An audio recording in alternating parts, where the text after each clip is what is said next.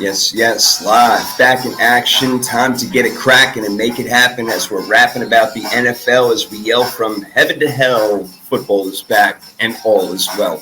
Welcome back for another Wednesday night edition of the Third and Three podcast presented by the Sports Column and brought to you by Reebok. We got a lot of NFL action as we always do and always will now for here until after Super Bowl and even then some. It's all NFL. People, again, there's everything like that. So, maybe we're going to focus a lot on rookies today. Should be a lot of fun. Nikki, great to see you. I missed you guys last week. D, I'll get to you in a second. But, Nikki, how is everything? How you feeling? What's good in the world? What is good in the world? Hold on. Sending a show to mom and dad because, they got to jump in. Of course. No, I know. We missed you. So I got to meet Nikki and his wonderfully stunning, beautiful wife. And anybody wants to know what D is really like in real life, I am telling you right now, he is bomb. He is exactly the way he is that you see him on the show. Super tall, but he is really just exactly what I thought he would be. So one of the coolest people I've ever met. Oh, I love it. I love it. And I have no doubt. That kills it even more for me missing it, man. God, but it was great. I think sent me the picture. You guys look great, having a good time, happy, and yeah, I missed it. D, you're tall as hell, bro. I think Nikki's just super short. I am super short. However you want to cut it. But no, it looks great. Just like Nikki said of me, she's the same. She's the same, just crazy person that you see on the podcast. She's definitely that in person as well. We had a really good time. Super glad I got to meet her. So next time it's definitely got to be all three of us. We can do an in-person show. She was earlier before the show joking about Chicago because I'm not trying to go there in the wintertime ever again. I've had to go there multiple times during the winter. But it was a good time. Had a great time in New York. It was absolutely crazy. I don't know how you guys who live there have done that, but it's absolutely nuts. But I was glad I got to meet Nikki in person and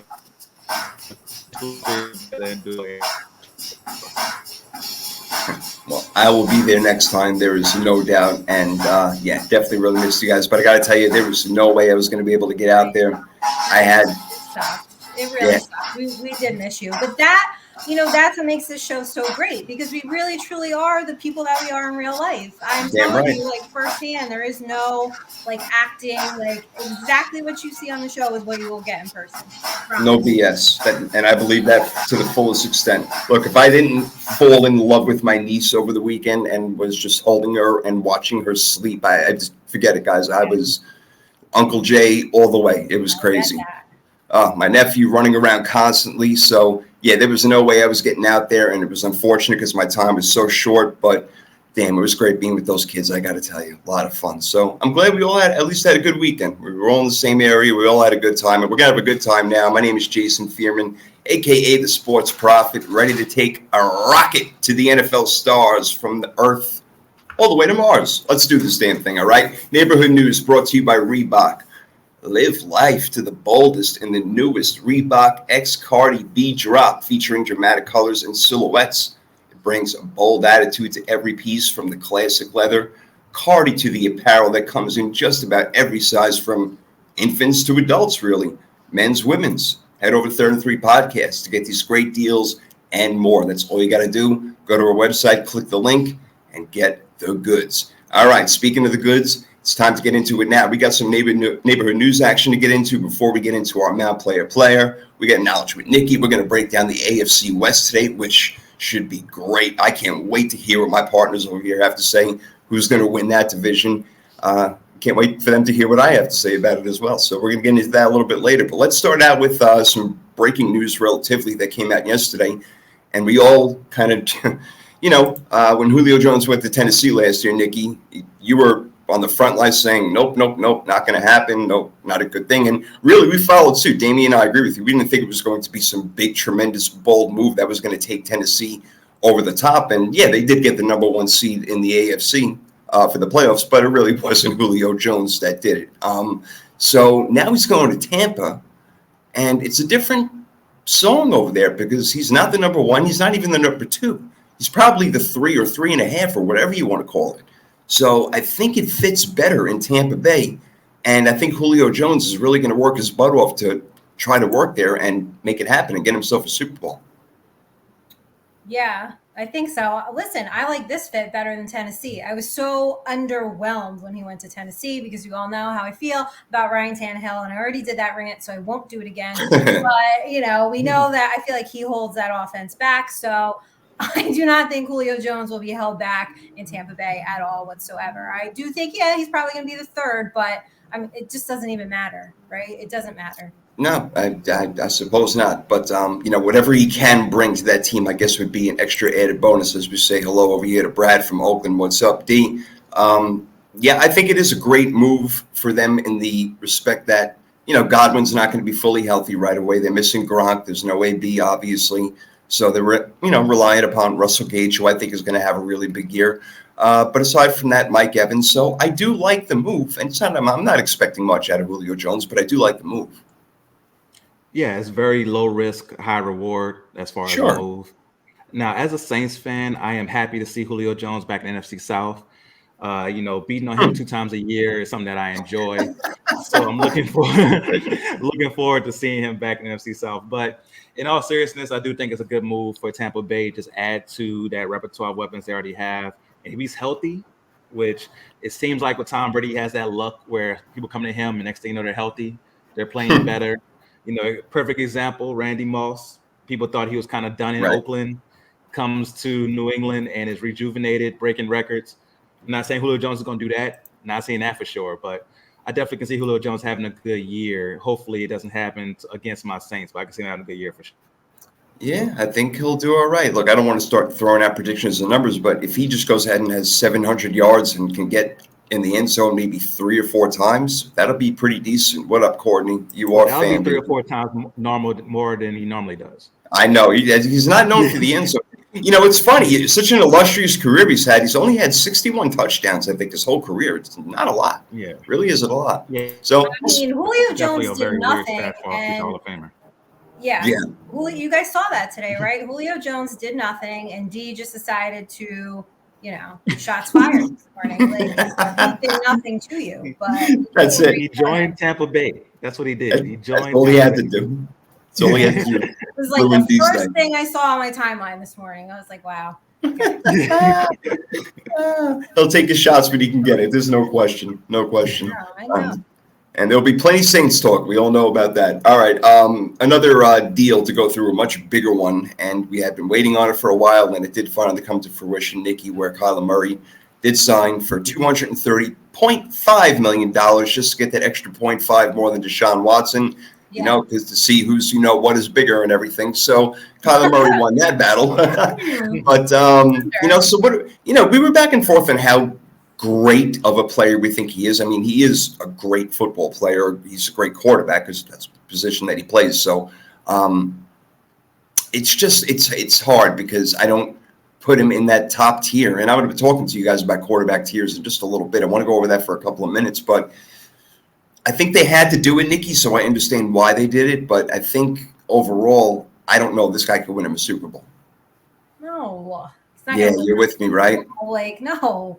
Listen, none of us are high on Arizona or Kyler Murray. I think we know that. If you are new to the show, we're all in on, we call Fugazi soup. If you've listened to us for 2 years, we're still not high on them. So my favorite part of the deal was, am I correct? They added study time for him? Oh my, yes. Yes, we have to talk about what's been going on. Like, you just going out there and doing what we do, hoping like you get a good show. Like, what? I mean, it's really kind of weird. I've never seen anything like that. I mean, I've even heard Jeff Darlington, who works for ESPN, that he's spoken to many GMs and owners and whatever, and he said he's never heard about anything like this in the contract. It's almost embarrassing, D, right? I mean, to have something like that where you have to study for 4 hours a week or a day, whatever, 4 more hours a week.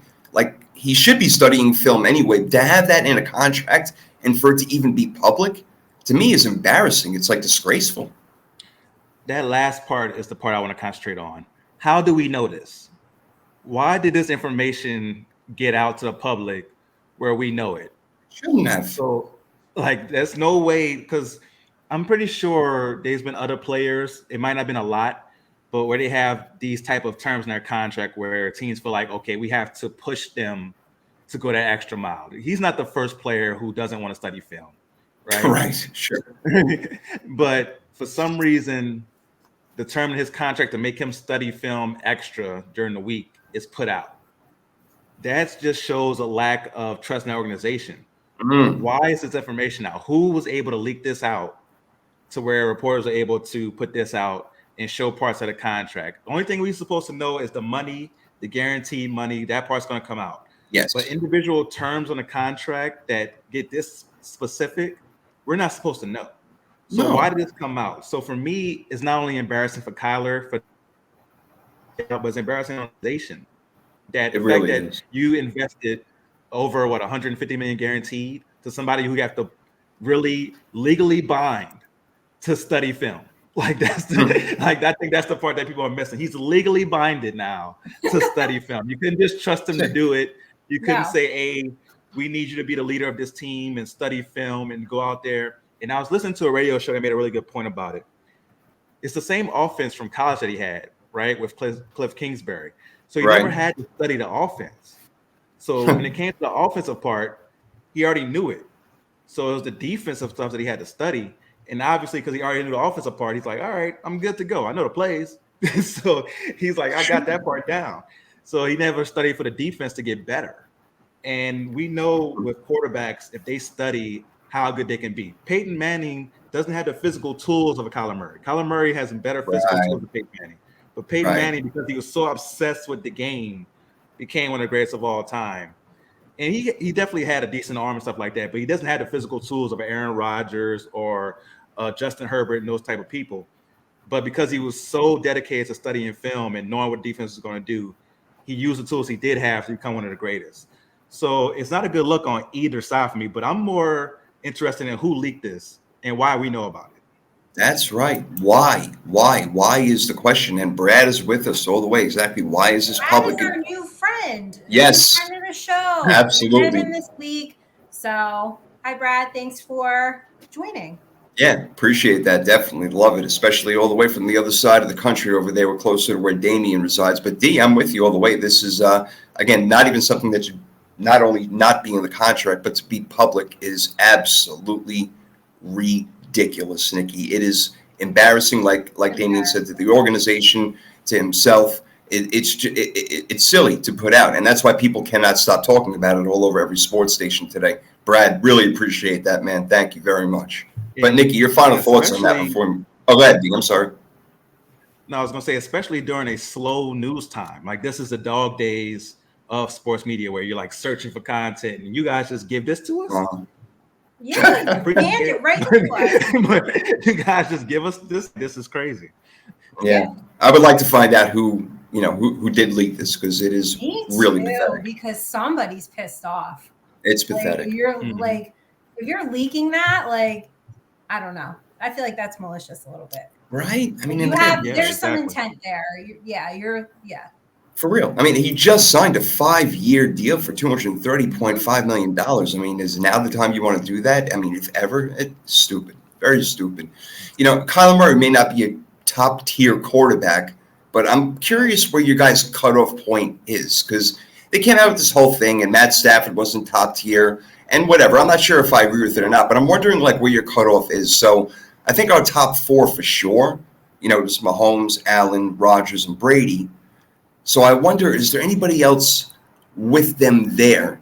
D, is Deshaun Watson with them there? Is Burrow? Is Herbert? Is Lamar Jackson? Is anybody else with those top 4? Or is that where tier 1 ends in 3rd and 3 podcast eyes?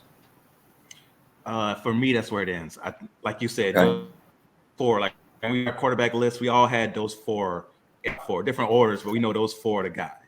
And then after that is where you can make your arguments for the rest. But that 4 will be tier 1 for sure. Okay, yeah, I tend to agree with you. I mean, I love, like I said, when we were doing our quarterback rankings, Nikki, I think Deshaun Watson can do everything else that these guys can. But yes, he's not a proven winner yet, and that's in large part due to the organization that he had been playing for with the Houston Texans. But I would say it ends there. And then getting into tier 2, we can talk about in a second, just to close it out. But do you think that's where it is? Those top 4 is at the Mount Rushmore or Mount Player, so to speak? Yeah, I mean, I had to dig a little bit. I pulled up our article. Do you guys remember who we ranked? I sure do. I know that we all, like Dee said, we all had the same top 4, just in a different order. Yeah, Mahomes, and for me and you, Jay, and D, you had Aaron Rodgers. 2, I had Aaron Rodgers. Jay, you had Josh Allen. D's, you had Pat Mahomes. 3, I went Josh Allen. Jay, you had Tom Brady. Damian agreed with me. And then 4, that's where I put Brady. And then you guys had Rodgers. So right. But lastly, if you remember, I did make a mistake, and that's my fault. I meant to have Rodgers ahead of Brady, but either or, I mean, they're that close. I mean, it's really a hair between them anyway. Yeah. So I guess that'd be where tier 1 ends. And just to close it out real quick, I guess the guys after I would say is Herbert, Burrow, Deshaun, Lamar, Russell Wilson, I still consider in there. Am I missing someone? And also, D, do you think that maybe I went one too many for that tier 2? Matt Stafford should be in tier 2. You know, I have to include him as well. Yeah. So I guess 5 through 10 would be it. And those names all sound like names that should be in there. You can make an argument for maybe a Derek Carr in there. Watson, I'll put in there in my top 10. Some people say Prescott. So tier 2. Garbage. Tier 2, I think those names you mentioned. So for me, it starts with Burrow, Lamar Jackson, Justin Herbert, Matthew Stafford, Deshaun Watson is my tier 2. That's 5. Oh, you're just cutting out a little bit, D, if you can. You're just cutting out a little bit. Come back. So the tier 2. We got you back. Okay, so with tier 2, I say there was going to be Herbert, not in this order, but Herbert, Jackson, Watson. You can go ahead and put Stafford in there, along with, I believe, Deshaun Watson also. So that would be my tier 2. Yeah, and Burrow, you said too. Yeah, I would tend to agree with that, and I still think Russell Wilson is in there also. Nikki, would you agree with that? Would you throw anybody else in there? Gosh, I'm trying to think who else could even, make the cut. He did say Derek Carr. That's a good one. I don't know. What else? Who else? What do you think? If I was to put one in there that we didn't talk about, it would be Derek Carr. Yeah, okay. I think I had him 11, so just on the outside. I think I had him 11 too. Either it was 11 or 12, something like that. But yeah, just right behind Lamar Jackson, something like that. Because I think I had Jackson 10, which was kind of stupid on my part. He should have been more around 6 or 7-ish for me. But yeah, should have been better than that. Yeah, you guys had him ranked higher. So all right, no, that's interesting though. And another time I want to get into more of this younger. All 25 team, under 25 team talk. It's too much for today because we have other stuff to go through, but that'll be fun to go through at some point, no doubt. So as we crank up the music a little bit, so we get into our next segment over here. D, we got Mount Player this week, and it was your idea, and I think it was a great idea. I had one, but you had a better one, so we went with yours. Yes, this week Mount Player is brought to you by nobody. You still have to change to be a sponsor for this great segment on this up and coming podcast that is getting more and more popular by the day. It is listened to people all around the world. It is international. So if you want your product to be spread amongst the world as far as being, just put out there, go ahead and holler at us so you can sponsor this segment, all right? So today's player is rookie impact for fantasy. So we're all going to name 4 rookies that we think will have an impact on fantasy. I'm going to write down some notes so I can steal them from Nikki during our Real Deal Fantasy. Yeah, I know. On purpose. I want you to know that they constantly do this shit on purpose. You know why? It's because it came in second last year. They're all so salty and butthurt about it. I get it. They're constantly trying to pull my strategies out. This is. You know what? I'm going to go reverse on you. I think what happened is that we talked about it so much that you picked up so much notes from us that's the reason why you won. I'm going to reverse it on you. Sure. Yeah. Okay, sure. Nope. Where it's due. I praise you. I bow down to you, Nikki. You and LaDonna, you guys killed it. That's right. We got to get a tiara going. No question. Well deserved. All right, D. So let's you run the show, baby. Let's do it.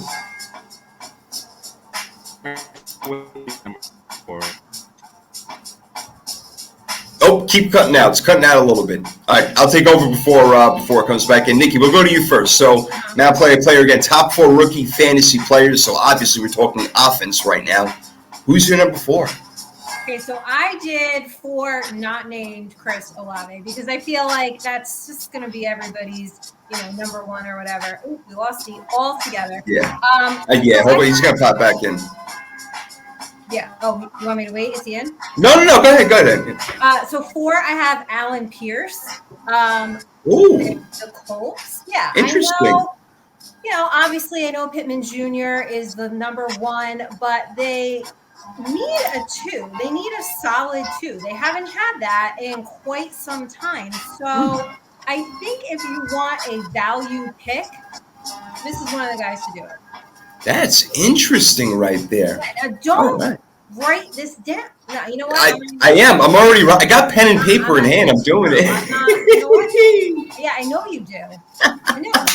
That's an out of the box one, though. I like that. That's good, Nikki. I like that. You see, you know what you're doing. You know what you're doing. I do know what I'm doing, which is why I don't like to, share my strategies with the world. And our fellow podcast got Courtney in here, like he's. That's right. I know. Oh man, I lost. I love how we just do nothing, and then Courtney will just be in that group chat and be like, "Oh, I gotta get back to number 1 this year." Like, just right. Yep. That's what's happening. You get him back in the game. Get him back in the game. We got you. You want to say what's up to Trey Frazier? What's happening, man? Glad to have you in here, bro. Yeah, chime in whenever you want. Nikki went with her number 4. His name again. Oh my God, it just slipped my mind, Nikki. I'm sorry. Alan Pierce. Alan Pierce. Thank you very much.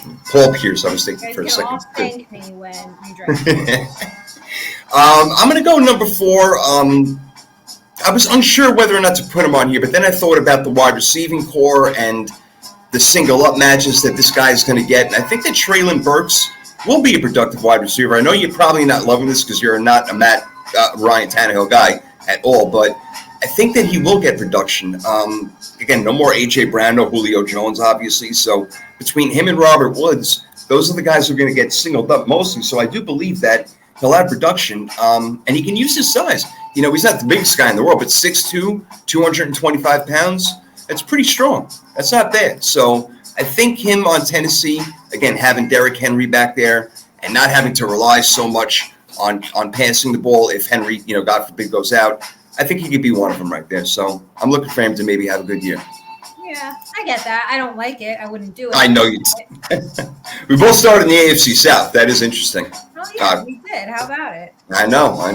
And I think that's what we're going to be doing in 2 weeks from now. We got the AFC East next week, and then we're going to do the South to close it all out the week after that. And then we can give our final predictions and go ballistic, go nuts. I'm not ready for that. It's happening. It's coming, so you better get ready. Hey, Pops is chiming in over here. Hey, saying what's up. Why aren't you saying what's up to anybody else? Just Damien? Yeah. My father only wants to say hi to you, Ding. I appreciate that, Pops. Yeah. Your dad's good like that. He'll be like, "Oh, Nikki, you look great." Yeah, yep. Making sure, and then you wear something crazy. And yes. Like, what is my son wearing? Just get criticized. Unbelievable. I love you, Pop. It's all good. D, we saved our number 4s for you. We both gave out. Mine was Treylon Burks, and she went with Alan Pierce, which I thought was very interesting. One I didn't think of at all. So, a couple of receivers right off the bat. What do you got for your number 4? Number 4, I was going to go with Christian Watson. Okay. Yeah, I think, they definitely need wide receivers to step up. To step up there and maybe become Aaron Rodgers' favorite target. I like that call a lot.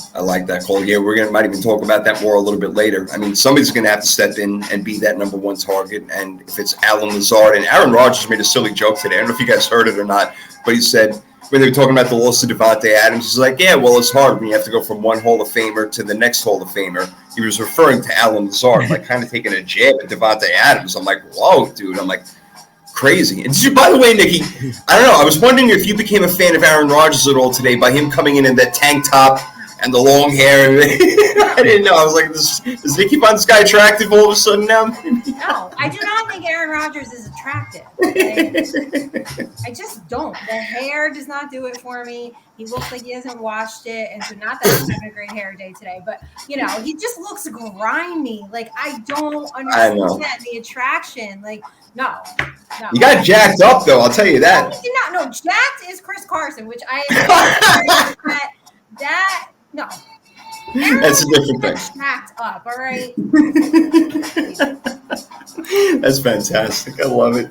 Oh, beautiful. All right, D. All right, good stuff. All right, Nikki, how about your number 3? Your number 3 rookie fantasy player. Oh, yeah. What were we talking about? Fantasies? Yeah. We'll go back to that. Got me all distracted. Of course, I know. Your top 10 list. Everybody's got a top 5, but she's got a top 10. Yeah, every week I got to add like one. So I understand. I'm sure your husband understands too. We're going to have like a top 20. God. Oh, God bless your husband. I swear to God. Yeah, I know. He gets like, how do you do it? All right, so I went, okay, I'm not going to pronounce this right. Rachaad White. Rachaad White, okay. Yeah, okay. All right. On the Bucks, right? Because he's Leonard Fournette's backup. And if Leonard Fournette can't make the team, which looks like he might not, then, we got a thinker over here. D. Yeah. She's going deep. She ain't playing around right now. She's not going with just like your regular, first round pick names and everything like that. This is for real. That's a very intelligent pick. So you guys can all steal it, It is. Yeah, of course. Yes. That's what we're going to do. Right, D? We're going to take it from her. Win. I love it. Very good. All right. I had a first pick in the draft this year. Let's see. I know. Nikki, who are you going to take if you have the first pick? No, I'm kidding. I'm kidding. I'm on my first pick. You guys are crazy. Like, you're absolutely right. First of all, you make us do it and keep track with the spreadsheet. If you double pick, you have to take a shot. This shit is live. Like, no. I know. I love it. Yep. Have them drinks ready. Oh, you see, Brad wants to hear it. Oh, man. All right. My number 3, we'll keep going in order over here. I think it's going to be Breece Hall for the New York Jets. And I know that Michael Carter will get carries, but Hall is one of those guys who is just he's an animal. He breaks a whole bunch of tackles. He's a tough guy. I wish I had his dimensions real quick. No, I do. He's 5'11", 217. He's probably going to gain about 10 pounds in weight. Probably 5, lower body, 5 upper body. He's going to be strong. He's going to be tough. The Jets are going to want to run the ball because we know that their scheme now is going to be a little bit different. It's going to be more run-centric than it is going to be, just throwing the ball all around the yard because they don't have the players to do that. So I like Breece Hall, and I think that he's going to step in and will become a fantasy monster by probably week 7 or 8 once they realize that he's much better than Michael Carter. So I don't know what you guys think about that, but I'm digging it. I'm not mad at that pick at all. I definitely can see that happening for sure. That O-line still scares me, but I definitely can see him having success for sure. All right, we'll see. I don't know, Nikki, what do you think about that pick? I don't know if he's on your list, then save it, but I don't know if you thought that pick was any good. He is on your list. All right, then we're going to have to save it. Then let's get to these 3. My number 3, I'm going with James Cook out of Georgia. Went to Buffalo. I can see him having a big year. Has that good running back blood. He's Dalvin Cook's little brother. I definitely can see him balling out this year in Buffalo. Buffalo's been waiting for a running back to come in and be able to take some of the running load off of Singletary, Josh Allen, so that Allen, yeah, sure. Josh Allen can finally just concentrate on throwing the ball a little bit more. He's still going to have his runs because that's what makes him so dynamic. But I think James Cook could come in and have a big year for them. I'm digging it, man. All right. I like these out of the box picks a little bit over here. Very nice. Very nice. You guys do. You with your notebook over there. I'm writing it down. I got it recorded. This is going to be recorded, the whole thing. I got you guys right where I want you. Yeah. When I make the show clips, you know what I'm going to do? I'm just going to put the picks out there. So don't have to write it down. Just, watch it on TikTok. Oh, you won't do TikTok. That's right. That's right. But what you see, that's the thing. You're right. You put them out there now, and you say, "Look, this is where they got the idea from. It's all me." So you get the credit. I want all the credit in the end. Yeah. Fair enough. Fair enough. Okay, you'll get it. You'll get it. We'll see. I'm not gonna despite you. I'm not gonna draft anybody you ever say in this whole show. I promise. But I know that's not cool because then you're gonna say everybody's name, and my team is gonna suck. So I'm taking that back. You know how I operate. So. Oh shit! Where are we at right now? We're on number 2s or D? Did you give you 3? Where am I? Yeah. So we're on number 2 with Nikki. All right, Nikki. This is where I have Breece Hall. So I do agree that he's speedy and he's got I think he can really be a workhorse for them. I get where the concern for the O-line is, but they did add a ton of talent, and I do firmly believe that the Jets will start putting it together this year. They have a really tough schedule, but I do think that the pieces will fall into place. We'll be competitive, And listen, you don't need the team to win, just to have a good fantasy day. So, look, I'm with you. I back you up all the way, and we want to thank Brad, man, for tuning in. And yes, we will definitely see you soon. Go Bears! I don't know where the hell they're going, but good luck to you with that one, my friend. But obviously, I agree with Nikki. I did have him at 3. I wouldn't have mind putting him at 2. My number 2, I'll tell you in a second. But I like it a lot, Nikki. I'm with you. I think that, again, that running game, even if they are using Michael Carter as well, if they're using both of them, I think it's going to be a good dynamic to have and help out Zach Wilson a lot, along with having, CJ Uzama over there, with the tight end. So, and Jeremy Ruckert, their new tight end that they drafted. Very interesting. Okay. My number 2 is another running back, and we know Seattle loves their running backs, and this is even bigger now that Chris Carson is gone. Kenneth Walker, number 2. He's awesome. I mean, we know that Seattle doesn't have a wonderful offensive line, but neither did Pittsburgh last year. And Najee Harris from Alabama was still able to have an excellent season. He ran for almost 1,200 yards, whatever it was. I don't remember exactly. But I think Kenneth Walker is going to do something similar for that team. They're going to want to run the ball. Yes, teams are going to know they want to run the ball. But if they get a competent quarterback in there at some point, and it's not going to be Geno Smith or Drew Lock, somebody comes in there and is able to help them out and is a threat in the passing game, then Kenneth Walker will do that much better. So with Carson gone, Nikki, and I know that really upsets you, I think that Walker's bound for a really big season. No, I'm with you. I agree. What do you think, Ding? I definitely see that as well. Like you said, big time running back now missing. Somebody's got to step up, so I can see that one for sure. That's a good pick. It's certainly possible. He's 6'1". I'm sorry, he's not 6'1". What is Walker? He's 5'9", and he's about 210. So he's another guy who's probably going to gain about 10 pounds of muscle, and he's quick. He's another guy who breaks tackles. So I do like that. All right, D, how about your number 2? My number 2 is Sky Moore for the Kansas City Chiefs. I think he's going to have a really good year. Somebody has to step up in those roles that Tyreek Hill left behind, plural.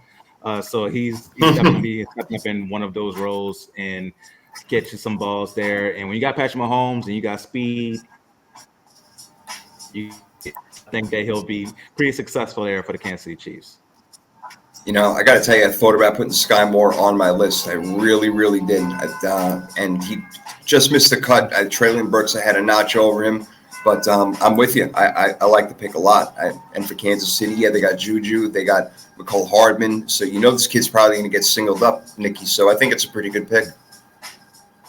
Yep, I like everybody's picks. Yep, sure do. Yep. So she's like, yeah, whatever. Shouldn't even want to give her number 1, but you're going to have to reveal it now. It's all right. You guys already talked about it. Christian Watson.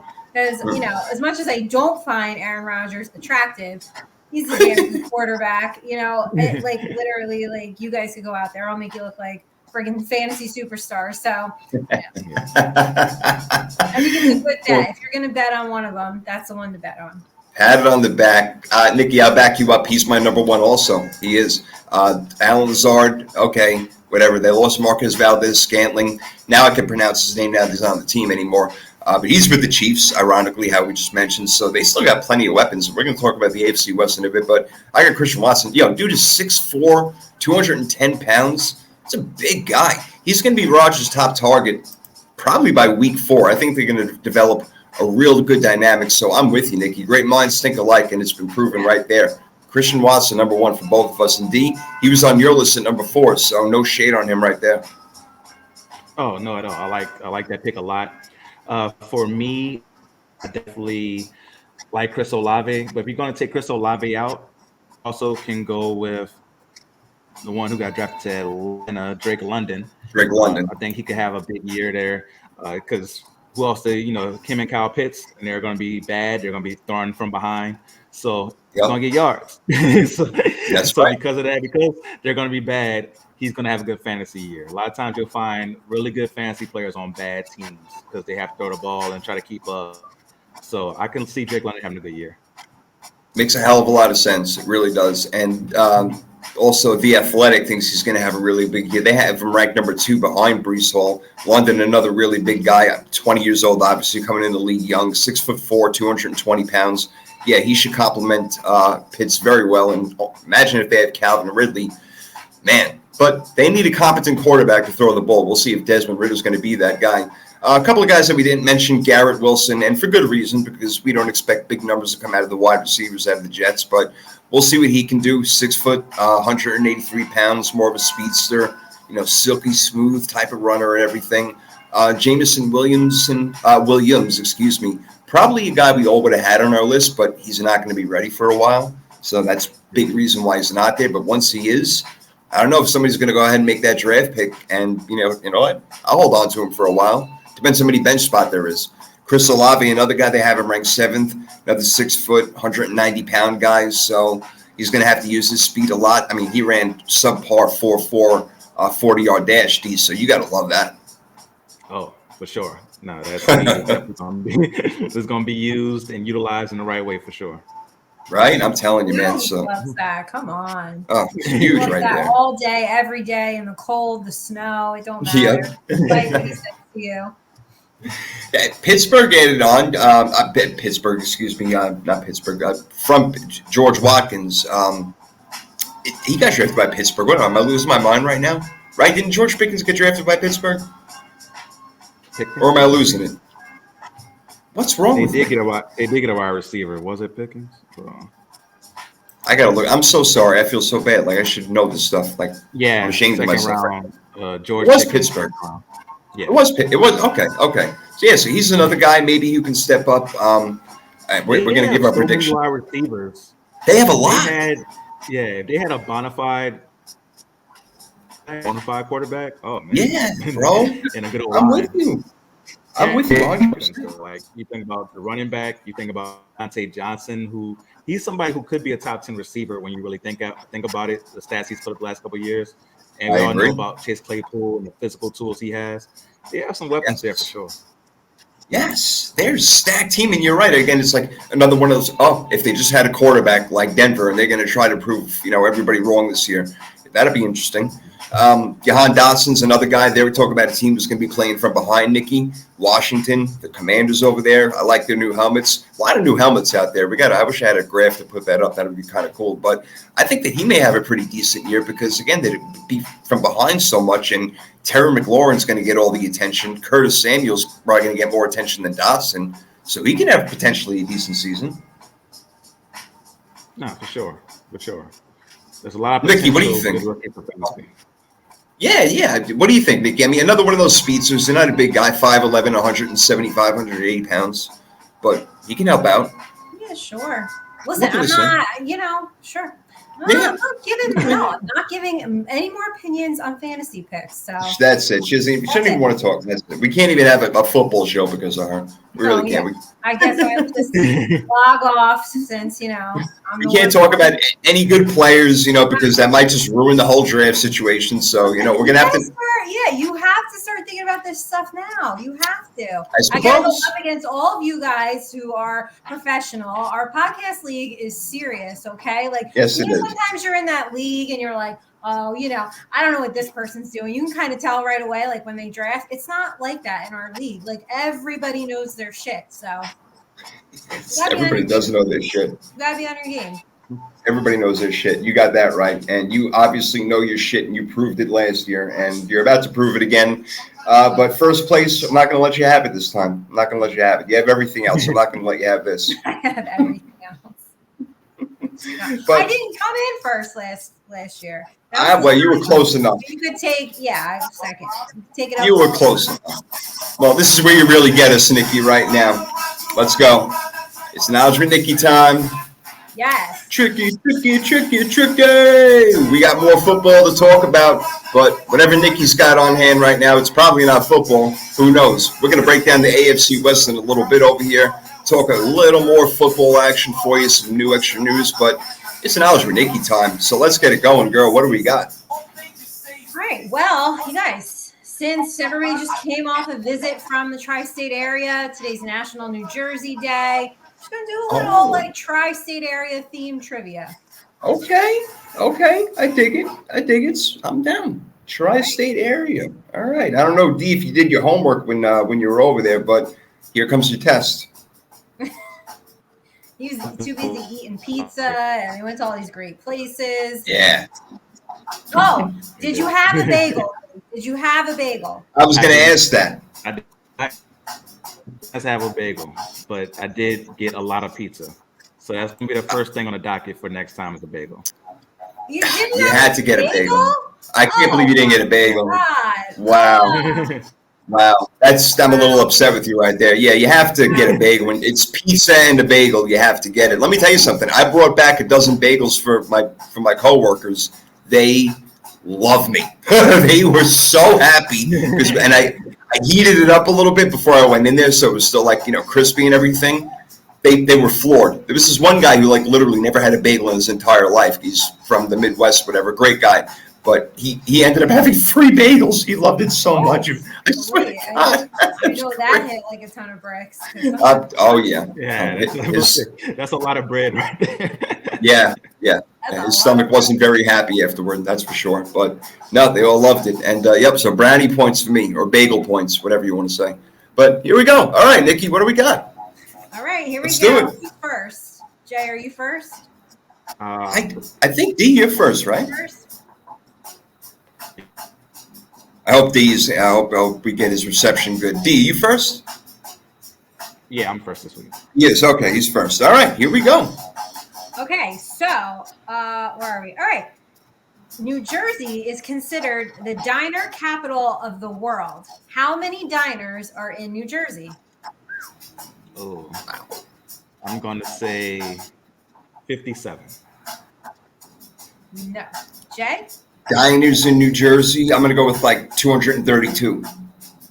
525. Wow. Yeah. All right. Yeah. I didn't think it was big enough to have that many, but yeah. All right, there you go. The shady boots over there. Northeast loves their diners, no question. I will tell you though, diners are shitty everywhere else. They are. They suck here. Well, listen, the food in Florida is not.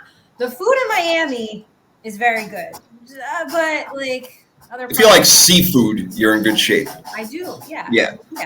But I mean, there's nothing like up here. It's just nothing like it. No, I agree. I won't lie. All right, D, number 2. In what year did the New York Tourism Board officially adopt the nickname the Big Apple? I'm going to say 1902. No. Jay? 1883? 1971. Oh, shoot. Wow, what's the matter with it? I guess it was unofficial well before it was official. Yeah, right? No kidding. Oh, it's been the Big Apple for a while, but okay. Yeah. Didn't know that. They actually did it as some good PR, because I guess there was some bad PR in the city in the 70s or whatever. I gotta look up more information about that, the Big Apple, and the whole meaning behind everything and where they come up with this stuff. Crazy. I love at Shea Stadium where the apple used to come out. That was so cool. It's the same reporter who anointed the Cowboys America's team. This is all this is somebody was like, let's call it the Big Apple. Okay. I'm up with I don't know if it was the same reporter, but no, I don't. Same type of deal. All right, number 3. The Empire State Building is struck by lightning about how many times per year? Wow. I've heard this before, actually. So I went on a tour where the guy did talk about the Empire State Building, but he did not mention that I get struck by lightning a lot. So when you missed it, I was like, oh, I might notice. Then you, of course, throw a curveball. I would say 5 times a year. No. Jay? I'm going to go with about like 130 times. 25. Oh, gosh, really? That's it? Oh, I thought it would have been a lot more than that. Wow. Whew. I'm not doing well. I'm upset. No. Hometown trivia, not. Well, I know. That's the thing. It's embarrassing. Last time you gave me hometown trivia was like a year ago. I killed it, but I'm not doing good now. No, not now. You're not. No. All right. Number 4D. How many cast members of Jersey Shore are actually from New Jersey? I'm going to say 3. Jay? I thought 2. 2. 2. Yep. There you go. It is 2? All right. I thought there was 2. I remember them saying that for some stupid reason. But then I was thinking, is she being tricky, Nikki? Is it going to be 0? But no, I remember there was some from there.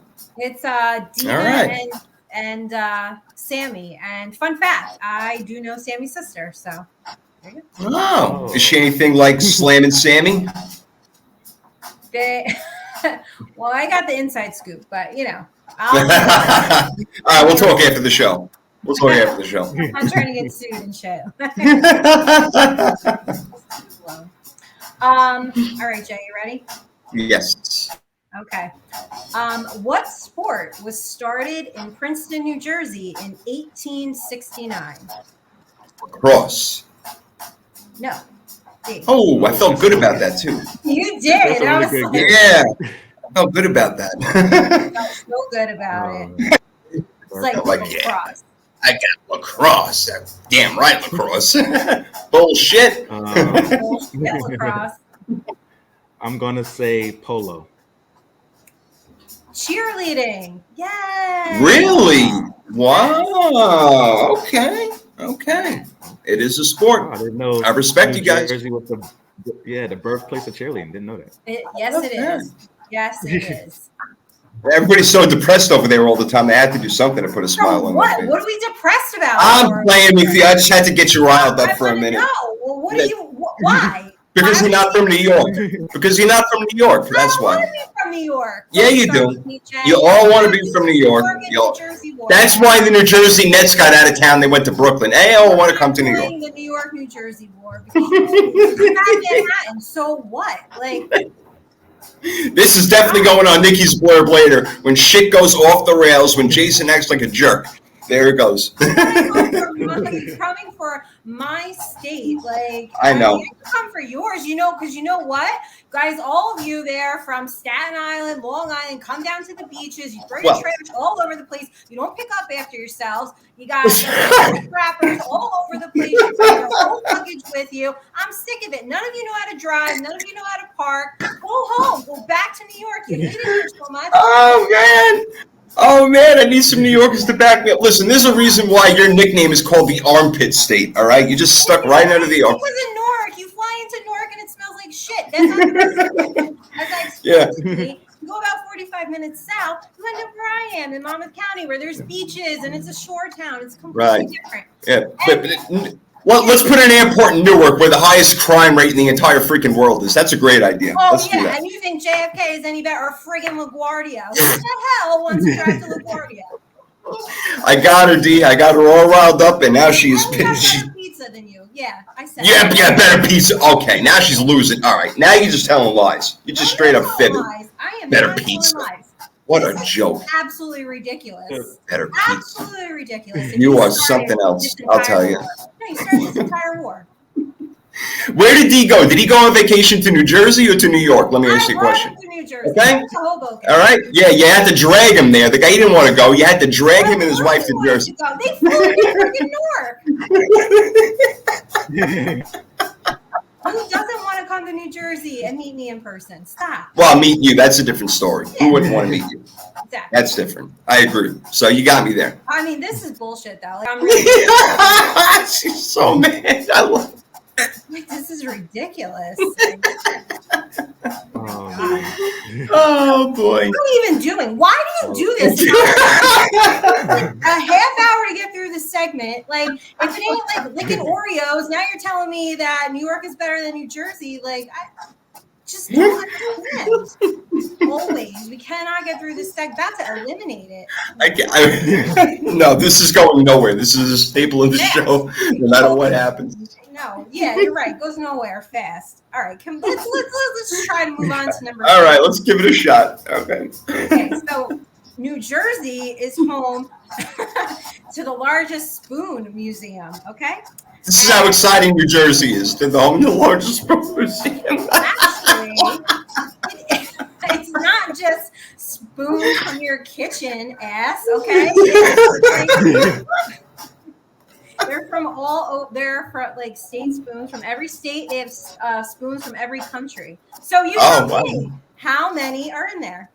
How many spoons are in the Great Spoon Museum of New Jersey? How many spoons do they have? It's the largest in the country.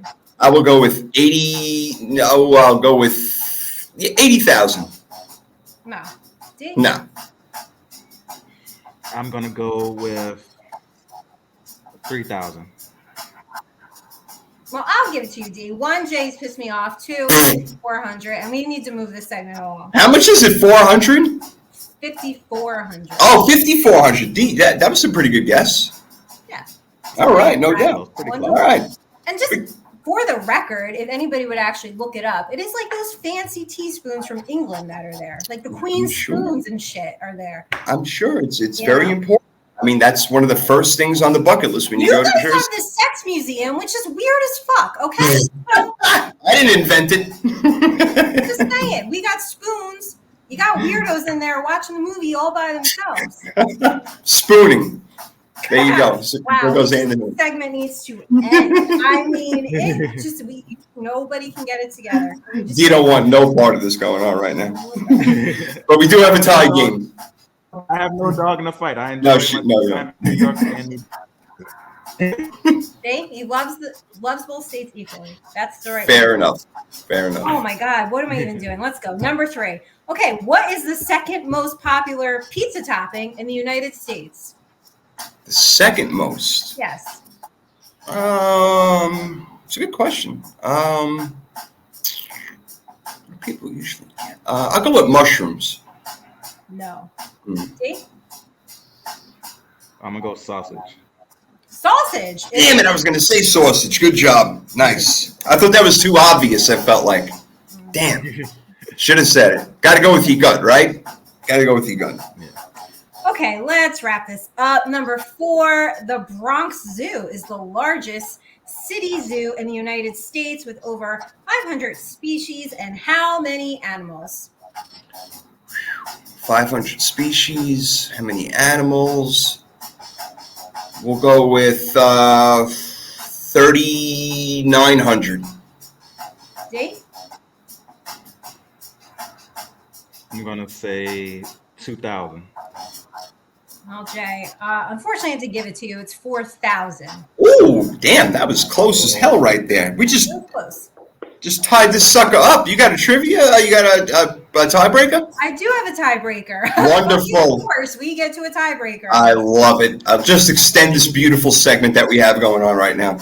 It is really torturous. Fantastic. Okay, so New Jersey has the highest population density in the United States. On average, how many people are there per square mile? Do you want to go first? He's like, not really. I'll go. If you want me to go first, I'll give it a shot. Per square mile. I'll go 10,000 per square mile. No. Jay? Per square mile, I'll say 1,500. 1,030. 1,030. Okay. So Jay was feel good about. I didn't get it right, but I feel good about the answer. You're not getting the point. I'm not asking for it. I'll take a tie with my best bud over here. I'm all good. Oh, cool. Do it. She hates my guts. Unbelievable. She just despises me. This is what happens. Noodle, like the fact that you guys had had that argument. Then she said the Spoon Museum. I was like, oh, Jay's about to just. I mean, this was a lob. She left it wide open for me. Come on. What was I supposed to? I can't let that go. In order. I was going in order of the questions. There's no way I could let something like that go. You made it way too easy. It was impossible. The Dean knew what was going to happen. Yeah, no, that's what I do for you guys. Just, layups all show long. Saboosh. Yeah. Right down.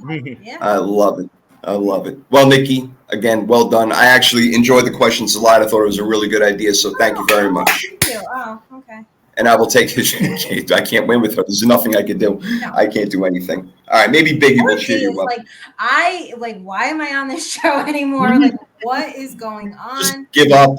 That's it. It's over. Forget it. The whole thing is fine. But you had you came at me in my state, in my hometown here. Like I did. I had to. I had to get you riled up. You didn't have to. No, I did. It's important. It's important for it to happen. It's important. I need for you to vent. You don't get a chance to really vent. I don't want you to take it out on Brent, so you can take it out on me. I'm giving you a wide open shot. No, I vent all day long. Oh, all right. Then I feel terrible for the people around me. No.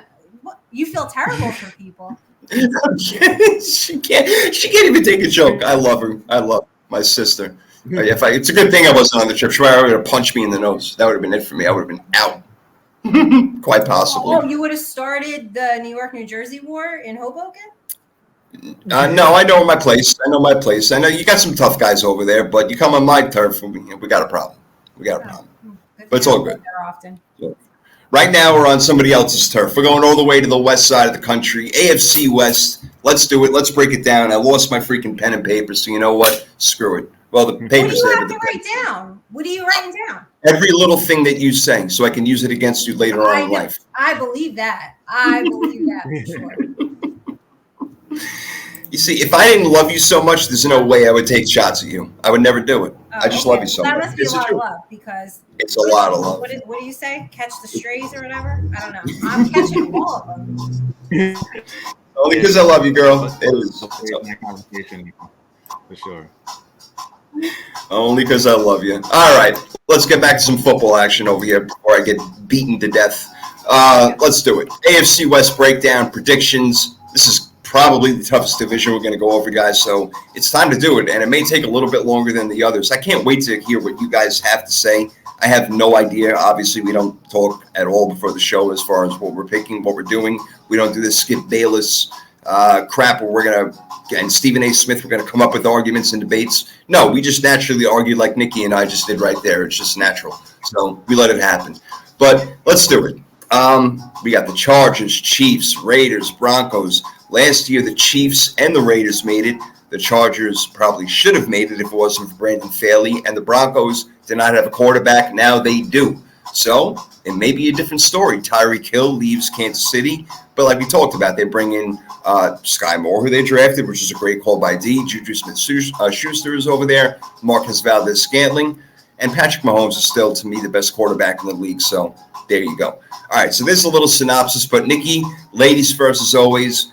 Who's going to finish in fourth place? And you can't even say it's a knock on the team because they're all good. But who's going to finish at the bottom of this division, in your opinion? Who came up with ladies first? Sometimes we don't want to go first. How about ladies option? How about that? Would that be better? Oh, I like that. I might like you again now for 5 minutes. You see, I want her back. Now she's back. I'm like, no, it's okay. I'll go first. Yeah, no, I hate this division. I really I think I redid this 5 times, but I feel really good about what I have. So, let's just clarify that coming in fourth in this division is probably still a really good season. Just, it's the AFC West. So, and you could be a playoff team, right? I mean, every team could be playoffs, yeah. I don't want to put this team for, but I do have the Broncos fourth. Their defense was ranked 8th last year. I think they're going to stay there. I've been harping on that they have a really good young defense, but I think that offense was ranked 18th or 19th. Mm-hmm. And I just don't know if that offense is going to be high-powered enough to keep pace. I think they're going to keep pace for a little bit, but we're going to hit a point in the season where they're just going to start falling away. So I have them fourth. I don't know what my final prediction on wins is, but I think I'm probably somewhere in the 9 camp, 9-10 somewhere. Okay, so according to you, and I'm just trying to get this straight, so you think as the year goes on, not that Russell Wilson's going to get worse necessarily, but you think that maybe they're going to start off hot and then people are going to be, teams are going to be able to study them better and kind of get the lowdown on Denver? Well, that, and I just think the other three are just going to be so high-powered that they're going to. Okay, fair enough. Actually, I think it's 2. Fair. Okay. All right, fair enough. Okay. There's really no wrong answer here over here. I can't wait to see what the outcome's going to be. D, who do you got it for? I agree with Nikki. I got Denver at 4. Again, it's not a knock to Denver. I just think that the other 3 teams are better. And we're going to see if this wide receiver core is really good, like a lot of people think they are, or were they overrated because they were playing with such bad QB play that people thought, oh, man, we can't wait to see this wide receiver core with a good QB. So it's going to be interesting. Russell Wilson in a different system. Does it work out? Does have the tendency to go across quarterbacks do. He tends to stay on the outskirts and go deep. So we'll see if that works with this offense. It's going to be interesting, but I think the other 3 teams are just better. Okay. All right. So both of you guys agree over there. And, of course, the big question mark is Russell Wilson and can he get these wide receivers going? I'm going to disagree with you guys. We always see weird things happen every year, and the Raiders made the playoffs last year at 10-7, and they could have gone even further. They were right there with Cincinnati. We've talked about it before. But for some reason, even though they got better on paper, I think they take a step back. I don't think that Chandler Jones is as good as everybody's making him out to be. They're so fixated on that 5-sack game at the beginning of the year. He ended up with 12? I'm not saying he's a bad player, but I think that it's a little bit too hyped. We know Max Crosby could do a really good job. And, of course, they brought in Devonta Adams. You got Hunter Renfrow. You got Darren Waller. So it's like, why not? Why can't they be better? I'm not exactly sure what the answer is, but I feel like defensively they're not going to be able to get the job done, and they're going against high-powered offenses. So if Derek Carr is going to be throwing some long balls that can get intercepted, that could turn the tide in the game against – again, they're going against 3 really good opponents. Even though you guys got Denver number 4, there's still definitely a good opponent, and it's going to be rough. So the Raiders are just the team where I see that can take that step back because they weren't that good last year. And, yes, they did get better on paper. And, I don't want to keep repeating myself, but I need to see it play out on the field. I don't think that just really Devonta Adams makes them all of a sudden one of the better teams in that division or one of the better teams in the AFC. So it's a little hard to get behind that rationale, and I understand that, but I think the Raiders are an 8-9 team this year. I don't think things go well for them. And again, it's really hard to put my finger on it, but I don't think things are going to go well for the Raiders this year. So I'm putting it down right now. They're actually going to have a losing record. Wow. I know. One of them's going to have to, probably, right? So that's the one I'm picking.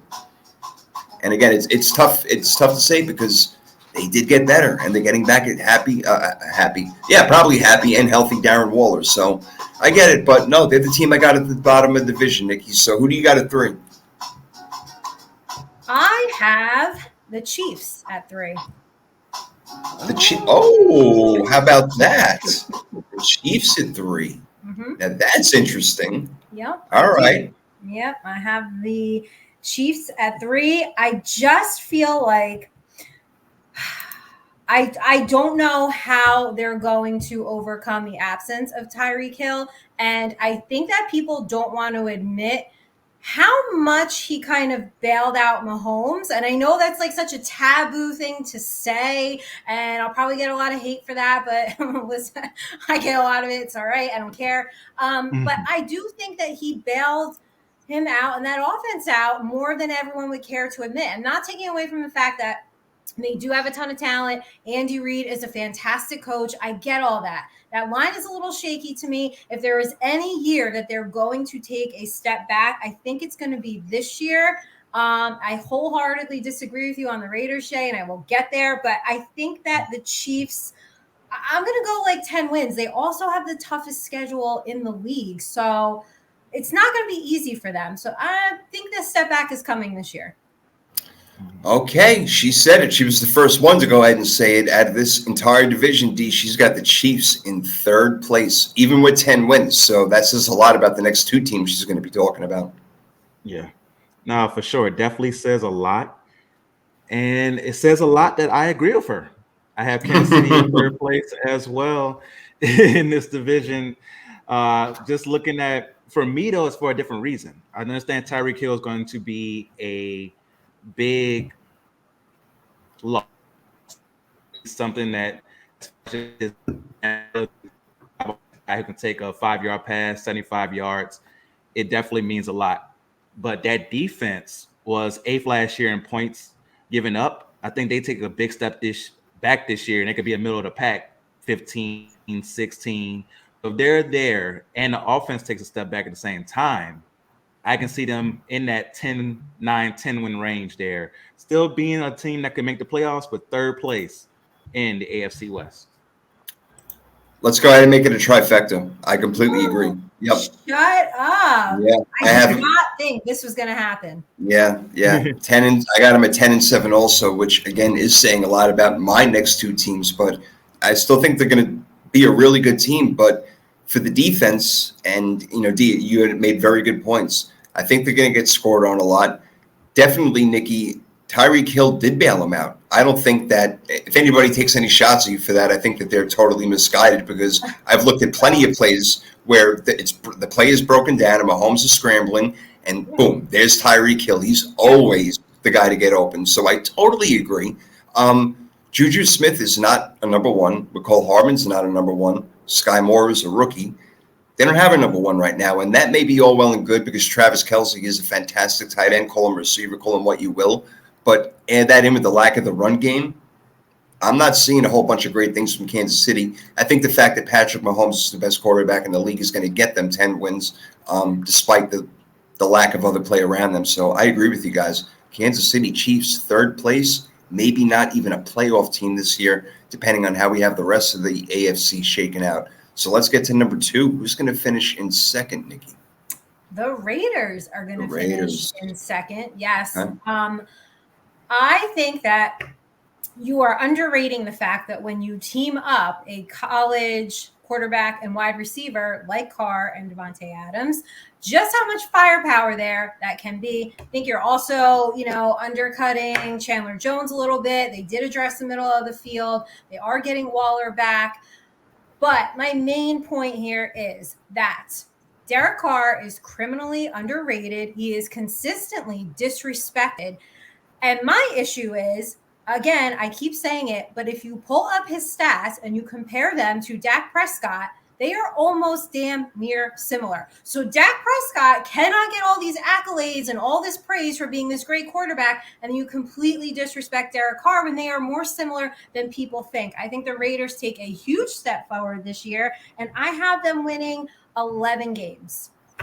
Okay. All right. I see you said probably a huge step forward in their play. It'd be one game more than they won last year, but a huge step forward in their play is what I'm hearing from you. Yeah. I understand. And I understand. Coaching. They got a whole new coach. They're going to be better coached. They should be. You would think so. I mean, especially, the crap that they went through last year was, ridiculous. Even though Rich Bisaccia came in and did a pretty decent job and did get, help them go to the playoffs. And I'm not going to argue with the Raiders at number 2. D, I'm having a feeling you got Raiders at 2 also, but I'm not sure. So we're going to ask you in a second. But I have no problem with that. This division is going to be so hard. The way that I have it, if it flip-flopped the other way, I wouldn't even be shocked. It's probably going to take an injury to a very important player to kind of like twist the tide and, twist the turns of how this division is going to shake out. And if it's a quarterback, that'll be a really big deal. So you got the Raiders at 2 with 11 wins. That sounds like a playoff team. Do you agree with her, D? I do. Yeah, me and Nikki match on all 4 of these. So, I'm going with the Raiders at 2. All the things that she mentioned, I think the defense is going to be really good. That rush is going to be really good. I do think that Chandler Jones still has a lot left in the tank. Of course, that 5-sack game definitely added to his total last year. But I think consistently he got to the quarterback, and just with the rest of that defense, he didn't get as many sacks as he got that first week. But he's still very good. And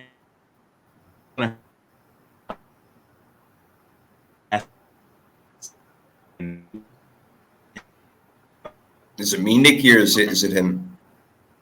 No, I think we lost him for a minute. D, come back in. We're going to wait for you because I want to hear your points. Try it again. Go for it. Yeah. Last week, or before that, he made a great point about the percentage of rush that Max Crosby point, right, the quarterback can beat. He's going. Damn, he's making such a good point right now, and we can't hear it. This sucks. You're making such a good point. I hear the tidbits, but it's coming in shaky. Damn, dude. Why isn't it? The internet should be a lot better. I don't understand this. Like, what's it? We had all this 5G crap, internet, Wi-Fi. Like, things should be better. I don't know why. It's amazing. It ain't his fault, that's for sure. It's technology. D, let's try it again. Right. So let me try to get it out before it goes out again. So Max Crosby, Nikki made a great point last week or the week before last about how much he was winning at the line of scrimmage compared to beating his offensive lineman that he was going against. So when you have somebody winning at that rate, it opens up the other defensive end to do well. So I think their rush is going to be great. They did shore up the middle of the field. That was a big thing for them. So I think they're going to be great on both ends. And she mentioned the college connection. We saw it last year with Jamar Chase and Joe Burrow. Now, of course, theirs was a lot fresher. It was only like a year apart that they spent. But I think it still matters. And they get a chance to practice together this whole offseason. They're going to be great together. And Renfro is going to eat. Renfro is going to go crazy this year with all the attention that's going to be on Waller and on Adams. I think Renfro is going to have an amazing year this year. So that's another one, kind of a fancy sleeper. Maybe we'll do fancy sleepers next week. But who definitely, I think it's going to, a lot of people are going to have their eye on fantasy-wise because of that. So I can see the Raiders having a really good year. I can see 11 wins. I'm going to go 11. Nikki will be having no part of any fantasy sleeper conversation. We know that right now. There will be nothing like that happening from her. But again, you guys make great points, and I'm not even going to sit here and argue it because I can see the Raiders winning 11 or even 12 games. Like, why shouldn't they get better? But something just tells me it's not going to happen. And I do. I like Derek Carr a lot. I think he's an excellent quarterback, and he's certainly underrated. Sometimes he takes dumb decisions. He'll make a bad decision here and there, but I think that if Josh Jacobs gets the running game going, then they will be a lot better. But if they become, too pass-centric, teams are going to pick up on that, and that's going to be a problem. And defensive lines are going to be able to pin their ears back. It's part of the reasons why I have the Raiders at the bottom of the division, but you guys all make great points. My second team is the Broncos. I think they win 11 games. You guys know I've been talking about them a lot, and it's not just Russell Wilson because I don't love Tim Patrick and Jerry Jeudy and Cortland Sutton. Noah Fant is gone. I don't love their receivers. I like their running game. All right, they got a young kid, Williams, who's going to do really well, but I really love their defense. Their defense, look, defense to me still wins championships. Defense is where it's at. Line of scrimmage is where it's at. Denver's good on both sides of the ball there. Now bringing in Nathaniel Hackett to be more creative. Russell Wilson, now he's in his, 12th year in the league. So he's certainly not as athletic, but he's not going to have to be. They're going to be more of a running, play-action type of team. It's not going to be a whole bunch of RPOs. But again, that defense is great. From last year, Nikki, you mentioned it, they were 8th. They just brought in 2 of the top defensive linemen in the NFL, DJ Jones from the 49ers, who is as underrated as they get, and Randy Gregory from the Dallas Cowboys. That is huge, guys, to go along with Surtain in the backfield. Look, they have a lot of things going on. I think Denver will probably start out 3-3-ish or whatever it is, but I really think they're going to get it together. I think that if, Russell Wilson was able to get it done in Seattle, again, they hadn't won a Super Bowl since 2013, granted, but they were always in the mix without a consistent running game after Marshawn Lynch left and not knowing exactly what was going to be with the wide receiver, but he had a good defense and was able to rely on that. That's why I like Denver this year. It's mostly their defense. And yes, Nathaniel Hackett will bring in some creativity to the offense. So I really like Denver a lot. And 11 wins should get them in the playoffs, guys. So I know you have them at the bottom of your division, but does what I say make any sense or have any potential possibility to you whatsoever? It definitely can make sense. Like you said, this division is one where all of our predictions could be wrong. Everything could be flipped upside down for what we think. And all the teams can end up within like 4 wins of each other. Like last place could be 8-9. First place could be 12-5. They all can end up there in that section. So it's definitely not crazy to think that Denver can end place in this division and have that many wins because Russell Wilson is that good and is able to lead this team, especially with the running game, like you mentioned. So I can see it for sure. I just think the other 3 teams are better. And Sure. I get it. But you know how, Nikki, also we talked about so much last year, and we all thought that Denver was a potential playoff team going into last season, and that was with Teddy Bridgewater and Drew Lock. And now they have Russell Wilson, who is a clear upgrade. And we kept saying they're just a quarterback away from being a contender. So I'm not saying you're wrong in your answer. There's no right or wrong here. But can you see my point about them and kind of collectively what we had said about them before? Get a quarterback in there. Now you got a top, whatever you want to call him, top 10, top 8. For me, he's around top 6 or 7. Russell Wilson's in there now. I think it's a whole brand new ballgame. Yeah, to a degree, right? I mean, sometimes a quarterback can only do so much. I don't love that offense. That's my problem there. I don't love that offense. I just don't think it's going to be high-powered enough. So you have him second? Yeah. Listen, like we said, anything could happen. I just don't really see that. Maybe not this year, maybe next year, but just not right now. Well, like I say, I think they'll start out kind of like my 49ers, a little bit slow. It may be, a 2-3, 3-3, whatever it is. But I do think they'll pick up some steam, midway and then toward the end of the year. So that's what I think. But I'm not always a sports prophet. Apparently, we all agree on number 1. So let's have at it because this team is stacked, Nikki. The Chargers, number 1.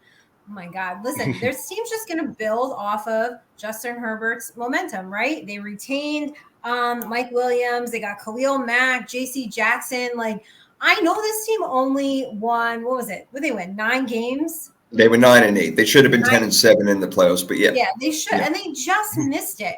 So I guess since I have them at like 12 wins, I don't know. Is that leaps and bounds or is that a quantum leap? Doesn't feel like a quantum leap because I feel like they're so good, but I think they're just going to take this division, and I got them at 12 wins.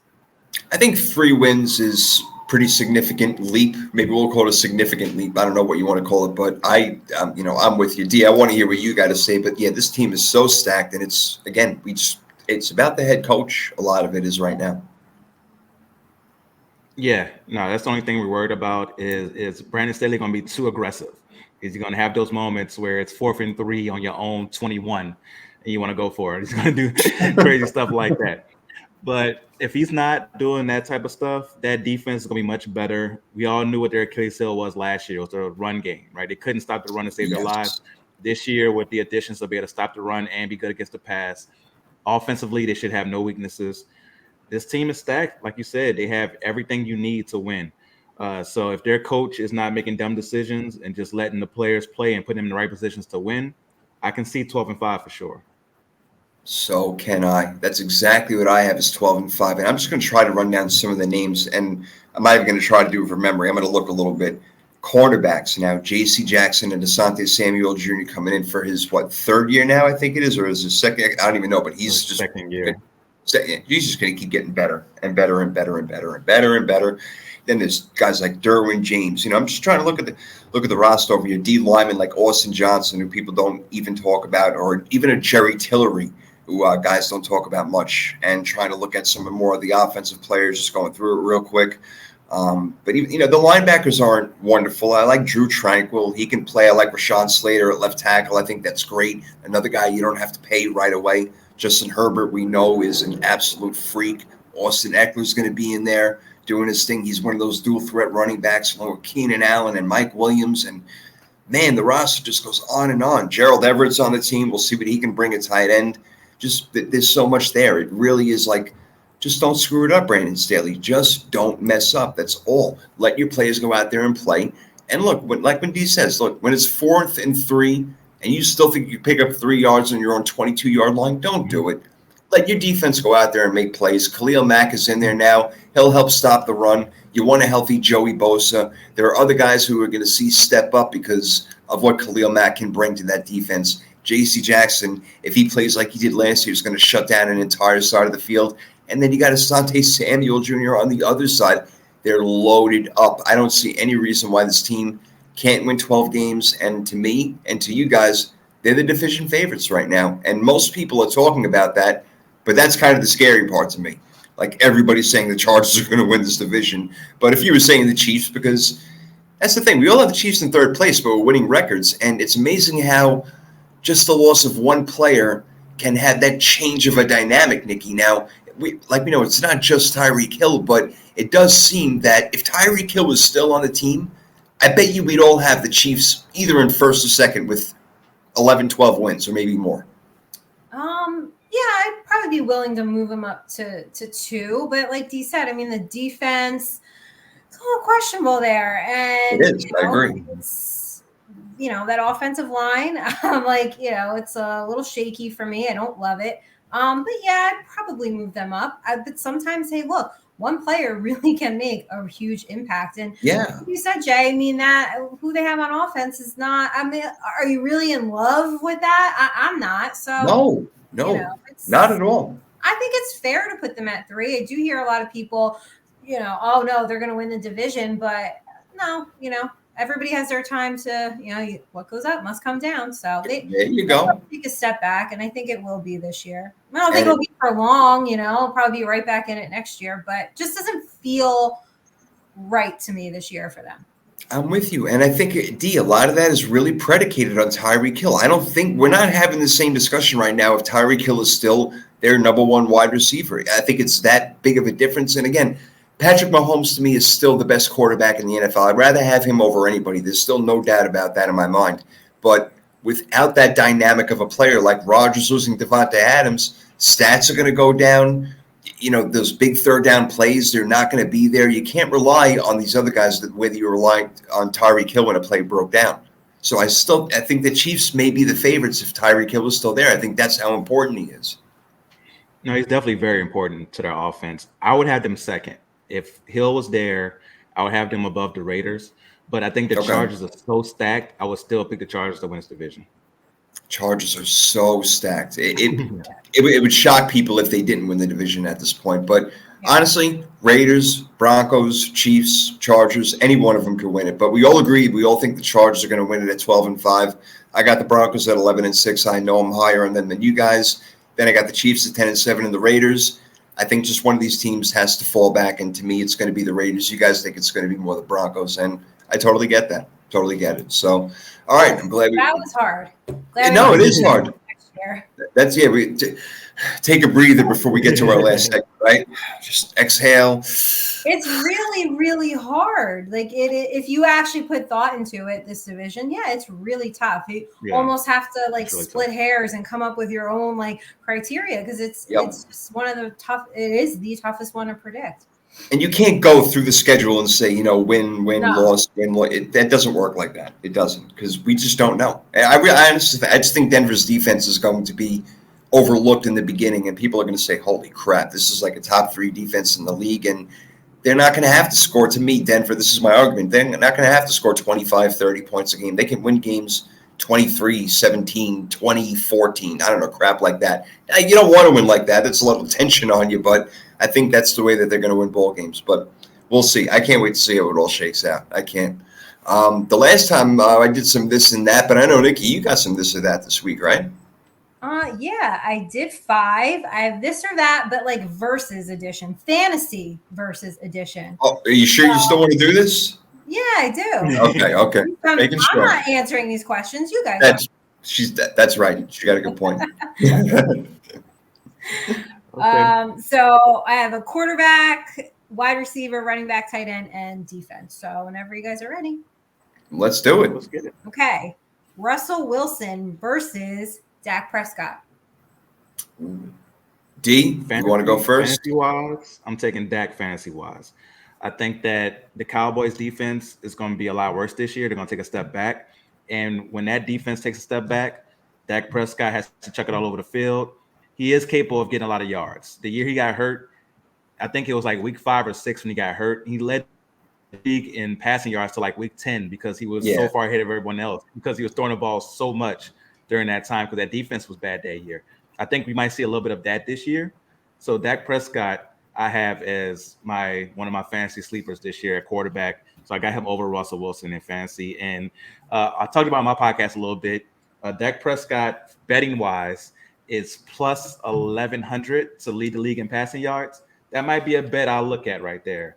Dak Prescott to lead the league in passing yards at plus 1,100. Real Deal Bets is coming back. I love it. I love it. Bring the floating head in. I love it. Real Deal Bets. Those are very interesting points. Like if we were talking about a straight up quarterback, it's Russell Wilson. But because you put it in a fantasy context, I think Dean nailed it. I think overall, even with the loss of Amari Cooper and Cedric Wilson, he probably still has a better wide receiving core when you include Dalton Schultz in there as well. So I'm going to go with the Cowboys because, like I said, Denver's got a great defense. It's their offense is not going to have to go balling out and going crazy. They're going to be running the ball more, and it's going to be more probably dink and dunkish type of stuff. So I will go with Dak Prescott as far as fantasy quarterback being better. I agree with Dink. All right, let's do wide receiver. A.J. Brown or Michael Pittman Jr.? Interesting. That's a tough one. I like Michael Pittman a lot, and Matt Ryan is definitely going to put the ball in his hands and make him better. But I feel like Philly is going to force feed A.J. Brown. Like they gave him a lot to get him.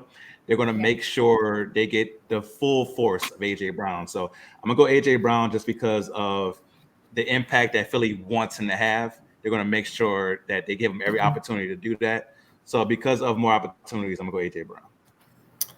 I'm going to go with the better quarterback, and that would be Matt Ryan. I feel more confident that he's going to get Pittman the ball more often. He is the number one receiver, so is A.J. Brown, don't get me wrong, but the ball's going to Michael Pittman. He's a big guy. He's getting better and better, and Matt Ryan, to me, is the better and more accurate quarterback than Jalen Hurts right now. Jalen's going to scramble around, make big plays, and I think that the beneficiary of that is going to probably be more but the kid, why am I forgetting his name right now? Slayton on the outside. What's his name?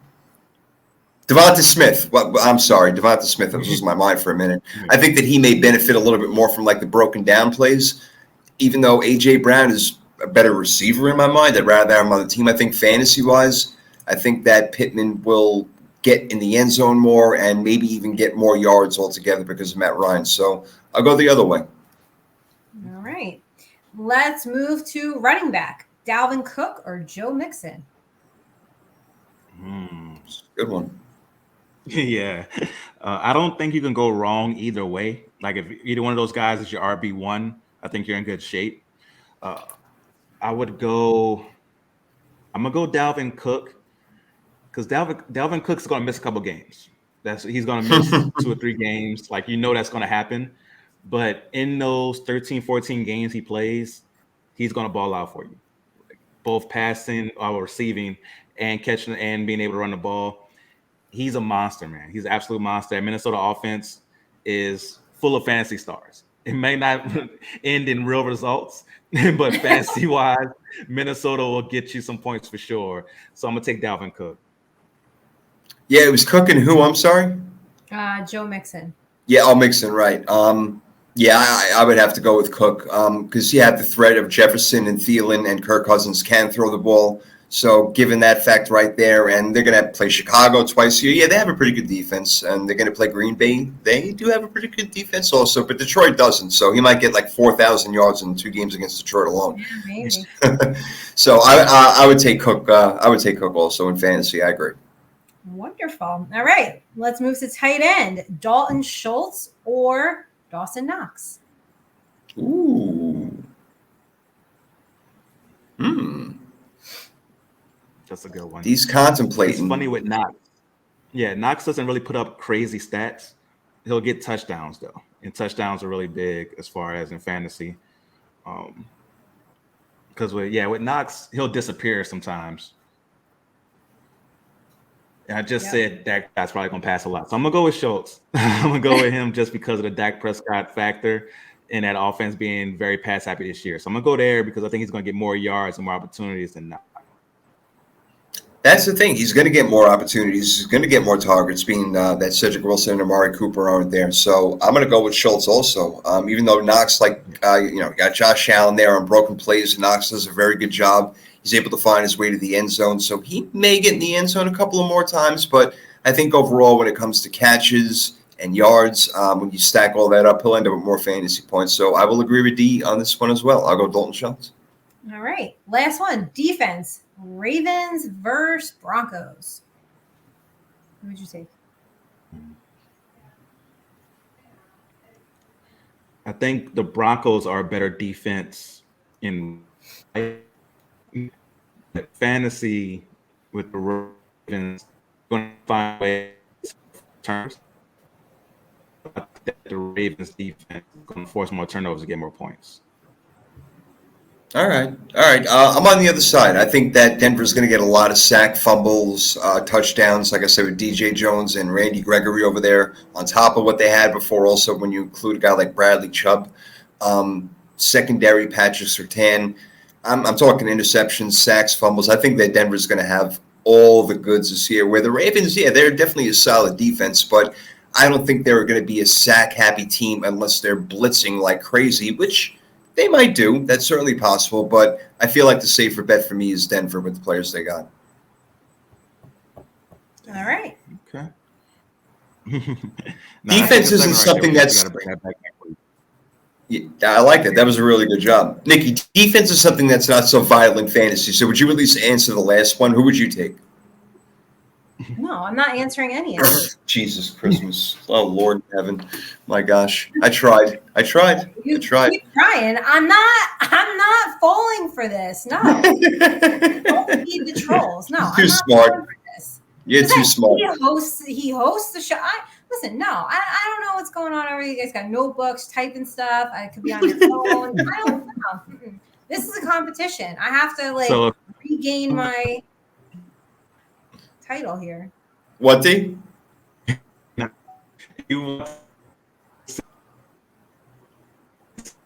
Oh, I hate he's cutting out right now. No, we're almost at the end. Don't cut out. Don't cut out. Come back to us. Can you hear me now? Yes. Oh, okay. You're back. If you want to see Nikki's real strategy and see what she does, we're going to be doing our draft on September 1st. And it'll be recorded and it'll be put on the Real Deal with Damian Adams YouTube and also on the podcast page. You'll get to see the great Nikki and fantasy action on there. Because she won't be giving away any secrets. Nope. We know she's taking Saquon Barkley in the first round. That's all we know. That's She'll be praying. Yeah, I am actually. Yeah. She's like, yeah, right. Not going to happen. Not in a million years. Well, after we actually have our fantasy draft, that's when we'll go fantasy crazy, because by that point, it won't make a freaking difference anymore. But, Nikki, if you don't want to talk fantasy, no problem. We'll leave it out completely. I like doing this, versus. Yeah, you like getting our ideas. You got this whole reverse psychology. You're not getting by me with it. I don't need your guys' ideas. I did just fine on my own. I did just fine before I met you guys. So, no, I don't need your ideas. Apparently, you guys need mine, though. All right. Yeah, apparently we do. All right. We'll see what happens. We'll see. All right. Oh, man. If anybody wants a behind the scenes of how this this dynamic works, you got it right here. It's pretty much how it goes. Oh, well, you will definitely love the podcast draft show that Dee's going to put on. No doubt. No doubt. He does it's not fair to him because he's got to regulate all of us, and he somehow drafted his own team and keep them in line. And if you think the three of us are bad, wait till there's 12 altogether. It's a lot. Yeah. That's why I like doing it on Yahoo. You just click, you pick commissioner. I don't have to do anything. That's why I like doing it that way. But it's a lot more fun doing a draft with everybody live around. I love that. Yeah, even if we're all in the live drafts are a lot of fun. I wish we could all get in person and do it. That would be so awesome. But it's 10 of us Chicago? 10 different places. One year we're gonna have to meet up in way ahead of time, 4 or 5 months ahead of time. I'll have to send out the invite and get everybody to that'd be awesome to videotape that. So maybe next year we'll be able to do that in person, because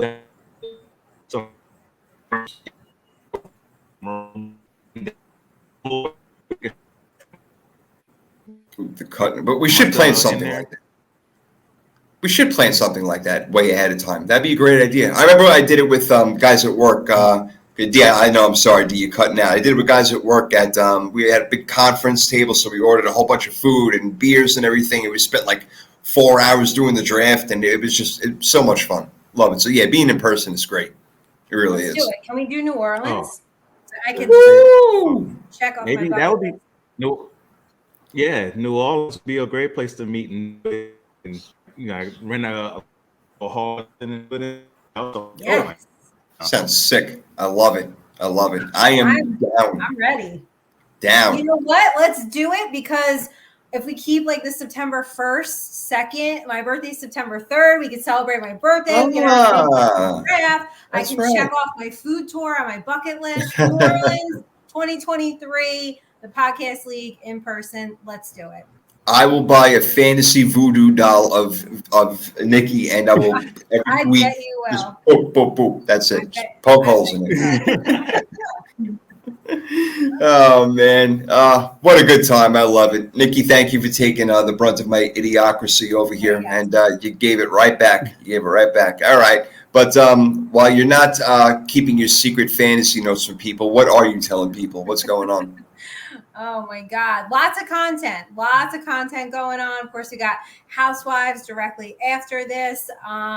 What else is going on? Look for me to cover Giants training camp. That's coming up next week. Also, I will be at FanFest. So if anybody wants to meet me in person, I will be there. And I am going to team up with the Giants Rush podcast. We're going to hand out some t-shirts, ask people if Eli Manning's a Hall of Famer. So if anybody will be at Giants Fan Fest on August 5th, I will be there. Oh, I wish I was there just to disagree. Yeah. No, I had enough. I've had enough for the week with you guys. The New York, New Jersey pushed me over the edge. But hey, you know what? Come on. Just come back out. I love it. Absolutely fantastic. That sounds great. You got a lot of good stuff to look forward to. I love it. I just hope that the Giants follow it up with a good season for you. I will be rooting for you, I promise. And I mean that it's the real deal. I mean it. And speaking of the real deal, you were doing some beautiful things as well, my friend. What should the people be looking out for? Thank you so much. I definitely apologize for all the technical difficulty today. But my podcast is called The Real Deal with Damian Adams. I just recorded an episode today. So if you want to go ahead and subscribe and listen to the episode, I talk about my trip to New York. I explain why New York City is both the best and worst place in the world at the same time. That's right. So I talk We're the only place that can claim that. Probably so. But a lot of great stories from that trip. I talk about that, of course, talk about meeting Nikki in person for the first time. And also, I mentioned earlier, I throw a little real deal bets in there, a little full season bets that you should look at for the NFL season, like Dak Prescott leading the league in passing yards at plus 1,100. Or you can, if you think a team's going to go 0-17, it's plus 600. Maybe one team could do that. It's really hard to go 0-17, though, but maybe a team could do that for you at plus 600. The worst record in the league, there's a few teams there that you can throw in there that are good picks. So I give you a few good bets there. Also go over the Madden rankings for quarterbacks on this last episode. So go check it out. Pretty good episode. Follow me on social media at The Real Deal WDA. Real Deal Bets will be coming back very, very soon. So I'll be dropping jewels on that about NFL and boxing, of course, NBA down the line a couple months from now on those bets as well. And yeah, just keep that good content in your life. So subscribe to the podcast, 3rd-and-3podcast.com. Of course, we'll be having more articles come as more writers join. Yeah. But just keep that good content in your life and go ahead and listen to my podcast after you finish this one. Yeah, no doubt. I hope the Lyft story is on there, D, because that was they're like, oh God, we got in a Lyft. He's like about to drive over the median, cursing people out. I'm like,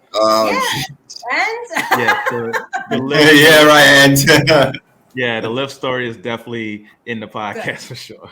Oh gosh, that's great. I wish I had time this morning because when I popped up the podcast, I saw Damian's was right there the first. I'm like, oh, I got to listen to this, and I got a phone call like 3 seconds after, so I couldn't even listen to the damn thing. But you bet your butt I will be listening to it. Speaking of listening to some podcasts, last night we had the Power 32 podcast. The General Mike Patton joined me and Chris Wilson as well from Fansided with the San Francisco 49ers. Is actually 2019 Fansided Fantasy Writer of the Year. So we had a great 49ers preview last night, going over the entire season, the players, what we think is going to happen, what we need to work on. It was great. So check it out, the Power 32 podcast. That was great last night. I had a lot of fun. Third and Three on every week. And as a matter of fact, after this, a little bit late for me as the old man's bedtime, but at 10 o'clock Eastern time, I'm going to be on with Tyler McGurk, and we're doing a little 49ers preview with him over there. He's with Fat Boy Fadeaway and the I Am Him podcast. So I'm going to be on there. I'm doing a lot of 49ers previews, so I am way up on that, and I'm ready to go for another round tonight. So I'll be doing that. Looking forward to it. I'm sure his podcast will be coming out shortly. And if you didn't hear the live version of this one, I hope you enjoyed it on the rerun. And, tell your friends about it and hook us up with that 5-star rating, because you know what? We deserve it. We love you. We appreciate you. And we're out for now, guys. I'll be on. Yeah, I'll be his with doing the Saints. I'll be doing the Saints one for his podcast as well. So I'll be on there. That's right. Yeah, and I'm doing the Giants one. So he told me. He said he had to get the whole fam in. He had to get us all in. Oh, that's right. Yeah. And Tuesday I will be back on Giants Rush podcast because I was such a hit. So we're going to talk. Obviously. We're going to talk training camp and what else are we going to talk about? Oh, well, a little bit of game prediction. So if you guys are around, it'll be 8 o'clock. We're just going to jump into the Giants. You know what it was? I was kind of calm, believe it or not, on the first time because I don't really know those guys. And then they said, would you draft Kenny Golladay? And a rant came out and they were like, where did this come from? And then it just kind of snowballed. And it was like, oh, well, what else can we say to trigger you? I was like, listen, a lot. So wow. Oh, yeah. Somewhere. Yeah. So I love it. We should have started the show with this. So I was like, well, listen, my co-hosts are used to this. I don't know you guys like that yet, but right. Yeah, you got to know your audience, right? Be careful first of what's going on. No doubt. I love it. I love it.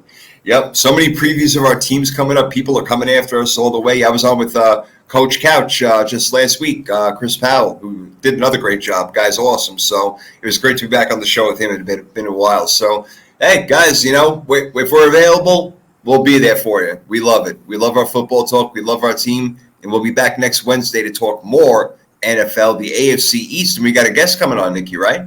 We do. Our brand new writer who's joined Third and Three podcast, Mike, and he's also interns at Jersey Sporting News. So I am super excited to have him on. He disagreed with our Josh Allen quarterback ranking. So he would like to come on and take us on. Tell us why Josh Allen should be number one. So I am looking forward to having him on.